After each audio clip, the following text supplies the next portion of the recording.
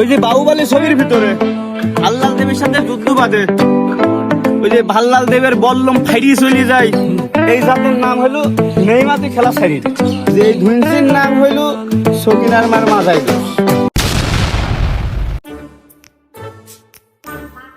ভাই এখানে মেম্বারের বই কোনটে? নাক বরাবর সোজা চলে যাও। কিরে দিন থাকবার চলে যাস? কাকে বলছিস তুই? হ্যাঁ কিরে তোর এখন ব্যবসা সিজন, তুই কেন বসে আছিস কি করতে? ব্যবসা সাইড দিয়ে ভাই, ব্যবসা চাললি করতে, এত সুন্দর ব্যবসা। যে পাটকরির দাম ভাই ওইটা আমার দ্বারা কিনা সম্ভব না, তাই পাটকরি ব্যবসা সাইড দিয়ে গরুর ব্যবসা ধরেছি আমরা দুইজন। ব্যবসা ছাড়লি এমনি এমনি দামের জন্য, তুই তো এমনি এমনি দামের জন্য ব্যবসা ছাড়া লোক না। আরে বাবা ওই কথা শুনিস নি ভাই, বহুত কাহিনী এর ভেতর। তুই বললেনি শুনি। না আমি আর বোঝিনি তো, তুই কোন যাচ্ছে তাই বল। আমি যাচ্ছি মেম্বারের ভেন্সি কিনতে, মেম্বারের ভেন্সি আসবো এখানে। হ্যাঁ আচ্ছা তাহলে যা। শোন শোন শোন, আবার কি হতো তোর? বলছে হ্যাঁ মাতুব্বার আর মেম্বার একসাথে থাকে না। হ্যাঁ একসাথে তো থাকি। মাতুব্বার থাকলে ধুনসি কিনতে যাইস নি। আমার মতন তাহলে ব্যবসা আউট হয়ে যাবি না। কি ব্যাপার, তাহলে ঘটনাটা খুলে বল দিন একটু শুনি। ভালোই শোন, এই মাতুব্বারের বাড়ি পাটখড়ি কিনতে গেছাম না। এমন শক্ত এমন মজবুত রড, বিএসআরএম এসআরএম ডিএসআরএম যত প্রজাতির রড আছে এর কাছে কিচ্ছু না। নিমডা গোজরাস টেলমি হর তাবুশ ক্র্যাক কিলিম বুমরা মুইনুস জুকু লো হাকুয়ে। বিশাল ব্যাপার, মাতুব্বার কি জিনিস ও? দেখি তো মনে হয় না এরকম। খালি গেলাম, মাতুব্বার থাকলে তো ওর কাছেই যাবো না, মেম্বারের কাছ থেকে কিনবো। হ্যাঁ ভেন্সি তো ভালোই দেখছি। মেম্বার তো, মেম্বারে তো দেখছি নি, এটা কল করি মেম্বার।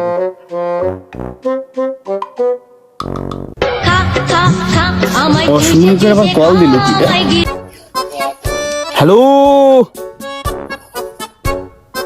এই আমি আসছি, তোরা ওকে নি দাঁড়া, আমি ভিতরে আছি।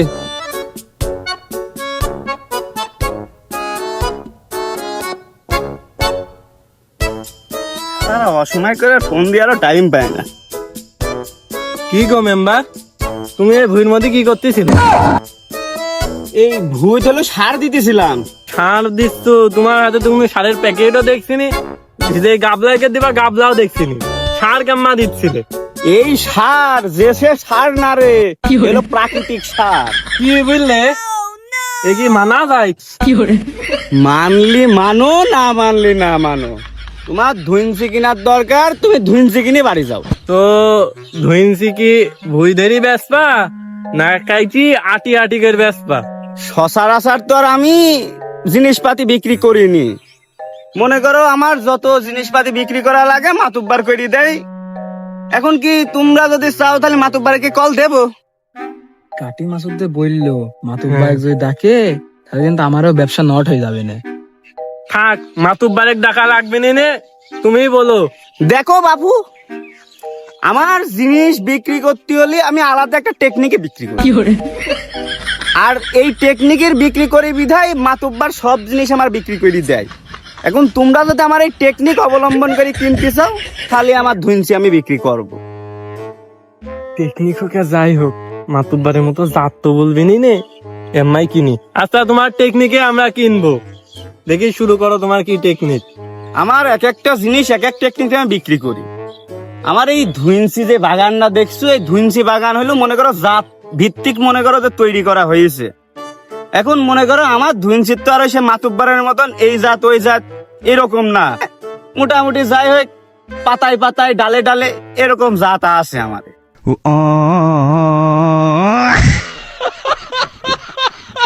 দেখি শুরু করো, জাতের নাম বলা এক কলতি দেখা শুরু করি আমরা। ছোট আমার বাগান দিয়ে শুরু করি, ঠিক আছে?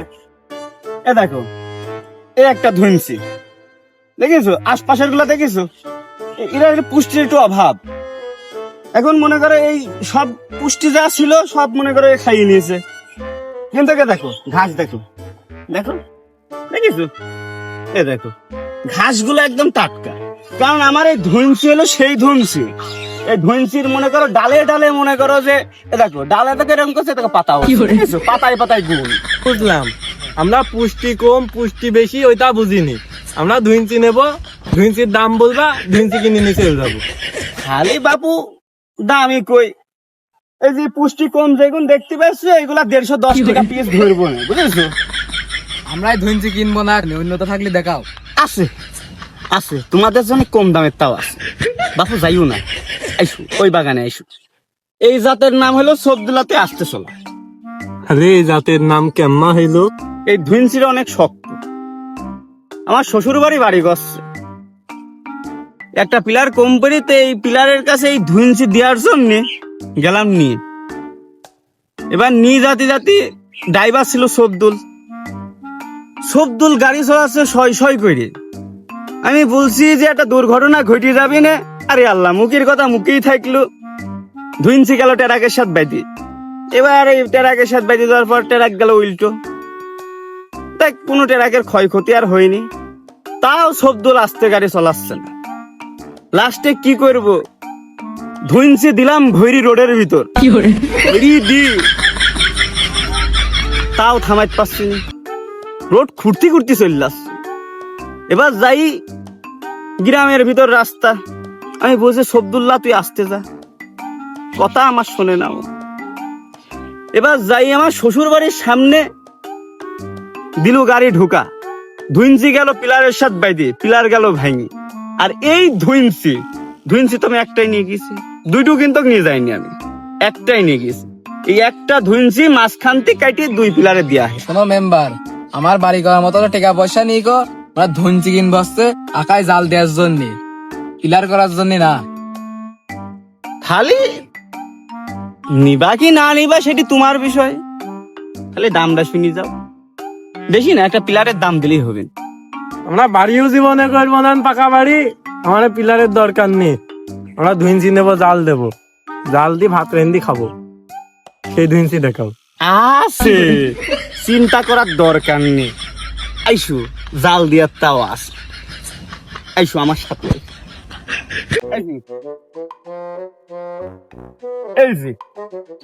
এই জাতের নাম হলো নেইমাতে খেলা ছাড়িয়ে দে। এই জাতের নাম নেইমার, তুই খেলা ছেড়ে দিয়ে কিরকম হইলো? দেখো দিন তুমি দেখি বুঝতে পারো নাকি? এ তো দেখছি মাজা একটি বেকা। নেইমারের সাথে সম্পর্ক হলো কিরকম করি? ওই যে 2014 বিশ্বকাপে নেইমারের এই যে মাথা ভেঙেছিল না, তার পরের দিনে ঝড়। এই ঝড়ে মনে করো যে আমার এই গাছের মাথাটাও যায় ভেঙে। তারপর কি এই একটু দিন করে বাড়ে আবার শুকিয়ে যায়, একটু দিন করে বাড়ে শুকিয়ে যায়। ওই নেইমারের মতনই একদিন করে খেলা করে 2 দিন ইনজুরি। এই সেজন্য নাম রাখেছে নেইমার এখন খেলা ছাড়িয়ে দেয়। নেইমারও খেলা ছাড়বি নিন, আর এই ধুইন্সিও আমরা কিনবো না, অন্য ধুইন্সি দেখাও। এই যে এই ধুইন্সির নাম হইল সকিনার মার মাজাই দোষ। এত কষ্ট মেনে নেওয়া যায় না। এই জাতের নাম সকিনার মার মাথায় দোষ কিরকম হইলো? সকিনার বাপ আর সকিনার মা এই ধুইন্সি লাগাইছিল। তো এই ধুইন্সি কাটতে সকিনার মার মাজায় হয়ে গেল সমস্যা, ফিট ধরে গেল, যন্ত্রণা করে, মাদানি বসতে পারে না। একদিন সকিনার বাপের হয়ে গেল রাগ, এই ধুইন্সি নিয়ে যা দিল মাজার উপরে একবারে ক্লিয়ার। তারপর এই ধুইন্সির জাতের নাম হলো সকিনার মার মাজাই দোষ। এর দাম কত? আমরাও দেখি তো কিনে নিয়ে যাই। একটা ক্যামেরা করার টাকা তো তোমরা দিবা।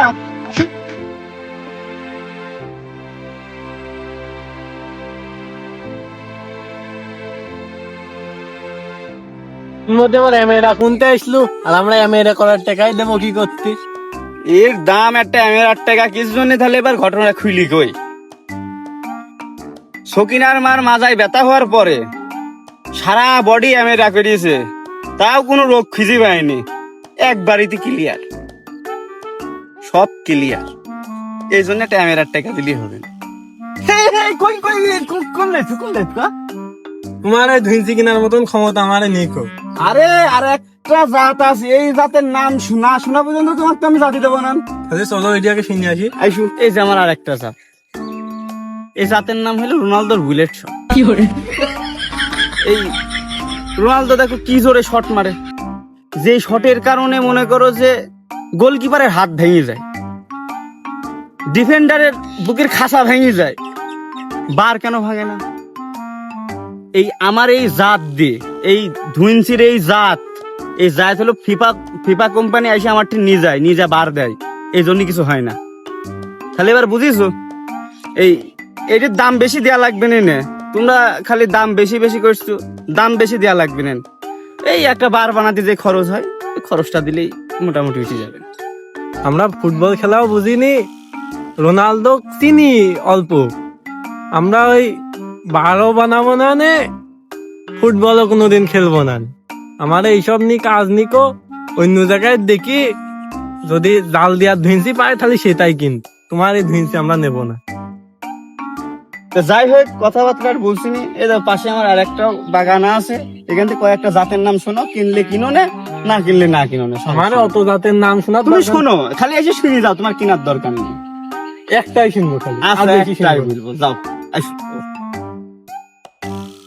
এই যে জাত, এই জাতের নাম হলো শিবা। তোর হাতে বল্লমকার। এই শিবাটা কিডা? বাহুবলী ছবি দেখিয়েছো তুমি? হ্যাঁ, বাহুবলী ছবি দেখবো না, এ কোনো কথা হলো?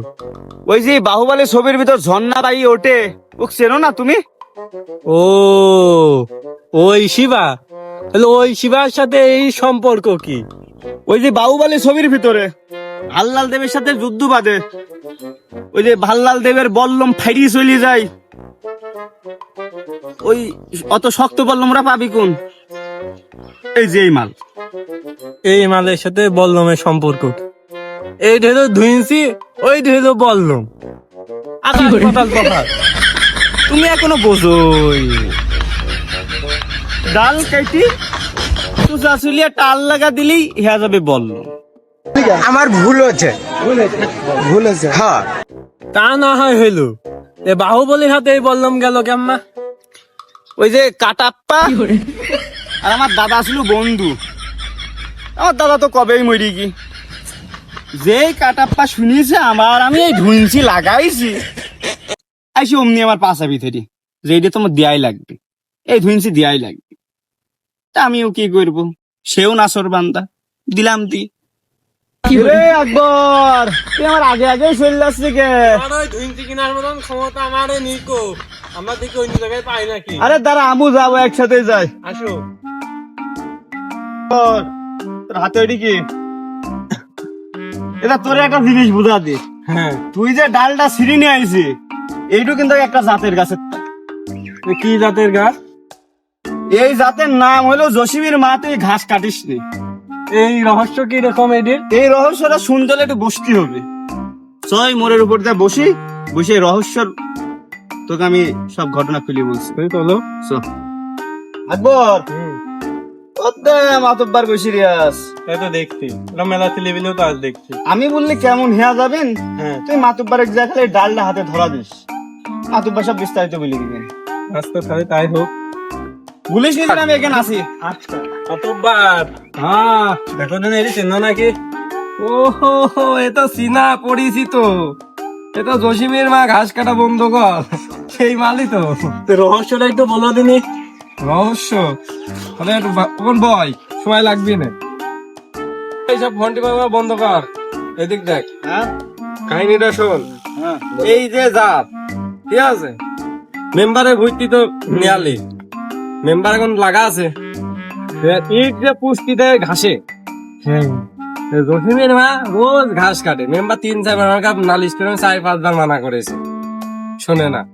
আমি একদিন যাচ্ছি, তাতে আমি বলছি, আগো তোমার একটা মানা করা হয়, তুমি এই ভুল মতো ঘাস কেটে নেই, ঘাসের বাড়তি পারে না, ঘাস কেটে নিলে, আর ঘাস থাকলে ভিটামিনটা বাড়ে। আমার কথাও শোনে না, বেশি ঘাস কেটে দেয়, কি কার কথা শোনে। সেজন্য এই জাতটা ওইটুকুই চিকন, এইরকম চিকন, বেশি বড় না, সেজন্য নাম দিয়ে আছে জসিমের মা আর ঘাস কাটিস না।